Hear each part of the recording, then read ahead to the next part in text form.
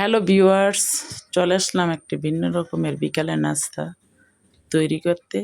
তো বাচ্চারা যদি স্বাভাবিকভাবে দুধ খায় বা কেউ খায় না এরকম আছে আমাদের ঘরে।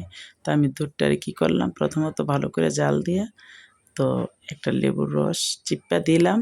এই লেবুর রসটা দেওয়ার পর দুধটা ছানা কেটে গেল। তো এই ছানাটা আমি ছাইকা ধুইয়া পরিষ্কার করে আমি এটা ব্লেন্ডে দিয়ে দিলাম।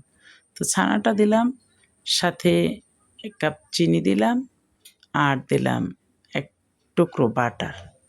বাটার ১ টুকরো দিয়ে ৩টা জিনিস একসাথে দিয়ে ভালো করে ব্লেন্ড করে নিলাম।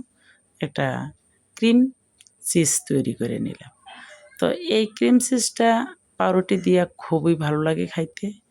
তো প্রায় ৩ থেকে ৪-৫ মিনিট ব্লেন্ড করলে একটা নরম স্মুথ একটা ক্রিম চিজ তৈরি হলো এবং এটা অনেক সুন্দর আঠালো এবং সবচেয়ে সুগন্ধি একটা খাবারের মধ্যে তৈরি হইল। তো যখন আমার এটা ব্লেন্ড শেষ হলো, তারপরে আমি এটা কী করলাম, একটা পেলায় এটা পরিবেশন করলাম। তো এটা পেলায় রাখলাম। যদি এভাবে আপনারা তৈরি করেন, একটা বক্স করে আপনারা ফ্রিজে ১ সপ্তাহ ধরে রেখে খাইতে পারবেন। তো আমি এমনভাবেই তৈরি করছি, এটা ২-১ দিনের বেশি যাবে না। তো ২ দিন খাইতে পারবো, এটা সপ্তাহও যাবে না। তো অল্প করে তৈরি করলে চলে। আর যদি বেশি করে তৈরি করেন, সপ্তাহের মাঝে অনেক মানুষ থাকলে খাইয়া সুন্দর করে এটা শেষ করা যাবে। তো এইভাবে আমি একটা পাউরুটির উপরে আমি সুন্দর করে এটা দিয়ে ২ টা রুটি একসাথে চাপটা দিছি এবং খুবই ভালোভাবে লাগছে এবং খুব আঠালোভাবে লাগছে এটা।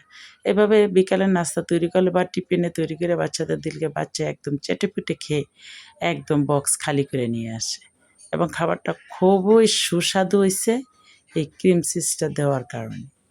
তো এভাবে আমি বাচ্চাদেরকে বিকালের নাস্তাটা তৈরি করে দিচ্ছি। আপনারা ইচ্ছা করলে এভাবে তৈরি করে দিতে পারেন।